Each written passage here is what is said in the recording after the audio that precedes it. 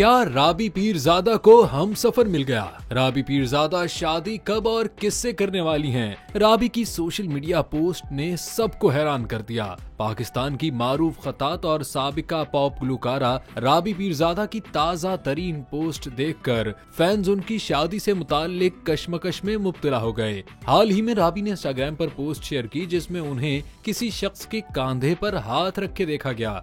साथ ही राबी ने मबहम कैप्शन भी लिखा कि अल्हम्दुलिल्लाह हर औरत के लिए एक मुखलिस मर्द का कंधा बहुत जरूरी है। जिसके बाद उनकी शादी से मुतालिक फैंस में कयास आराइयां जारी हो गईं और सारिफीन की जानिब से राबी को मुखलिस शख्स मिल जाने पर मुबारकबाद भी मिल रही थी। लेकिन राबी ने अपनी दूसरी पोस्ट में एक मर्द की डमी के साथ तस्वीर शेयर करके हकीकत बता दी कि वो मर्दों के लिए अपने क्लोथिंग ब्रांड की प्रमोशन कर रही थी।